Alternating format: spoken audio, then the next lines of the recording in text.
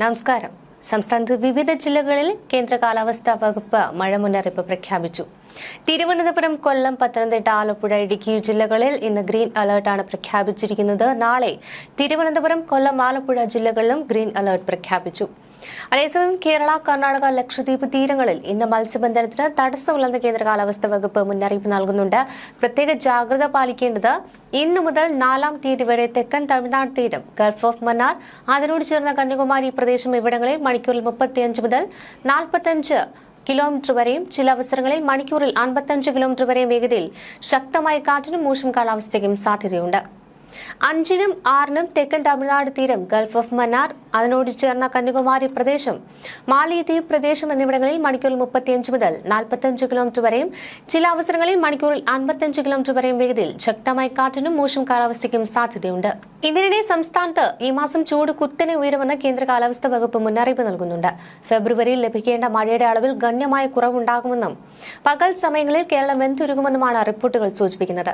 പ്രത്യേകിച്ചും വടക്കൻ കേരളത്തിൽ സാധാരണയേക്കാൾ ഉയർന്ന താപനില അനുഭവപ്പെടുവാനാണ് സാധ്യത. മറ്റു ജില്ലകളിൽ സാധാരണ നിലയിലുള്ള ചൂട് തുടരുമെങ്കിലും മഴയുടെ അഭാവം വരൾച്ചാ ഭീഷണി ഉയർത്തുന്നുണ്ട്. കഴിഞ്ഞ ജനുവരി മാസത്തിൽ സംസ്ഥാനത്ത് അപ്രതീക്ഷിതമായ അധിക മഴ ലഭിച്ചതായും കാലാവസ്ഥാ വകുപ്പ് വ്യക്തമാക്കുന്നുണ്ട്.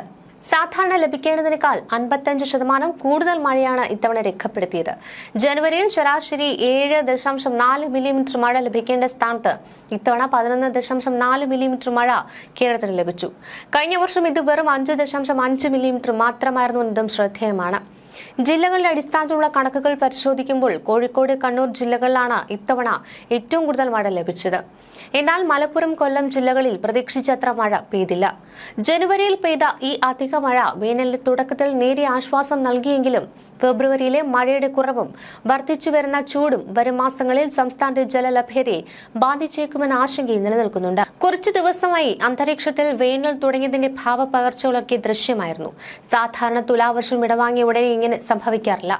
ഒരു ഋതുമാറ്റം സംഭവിക്കുമ്പോൾ അവിടെ പരിവർത്തന കാലം എന്നറിയപ്പെടുന്ന സമയവും ഉണ്ടാകാറുണ്ട്. വേനലിൽ നിന്ന് മഴക്കാലം വരുമ്പോഴും കാലവർഷം വിട വാങ്ങുമ്പോഴും ശൈത്യകാലം വരുമ്പോഴും ഒക്കെ ഈ മാറ്റം കാണാം. ഫെബ്രുവരിയിൽ പോലും ഇത്തരത്തിൽ അന്തരീക്ഷം വേനൽ ചൂടിലേക്ക് മാറിയിരുന്നു. അന്തരീക്ഷ താപനിലയിൽ മാറ്റം വരുന്നു. കാറ്റിലും ഒക്കെ ഈ ഒരു മാറ്റം ദൃശ്യമാണ്. ചുരുക്കി പറഞ്ഞാൽ മാർച്ച്, ഏപ്രിൽ മാസങ്ങളിലെ അന്തരീക്ഷമാണ് ഇപ്പോഴുള്ള പകൽ. ഇതിനിടെ രാത്രി താപനില ജനുവരിയിലേതുമാണ്. കൂടിയ കുറഞ്ഞ താപനിലകൾ തമ്മിൽ 10 ഡിഗ്രിയിൽ കൂടുതൽ വ്യത്യാസം വരുന്ന ഇടങ്ങളിൽ ആളുകൾക്ക് കാലാവസ്ഥാ വ്യതിയാനം മൂലമുള്ള അസുഖങ്ങളും ഒക്കെ കൂടുകയാണ്.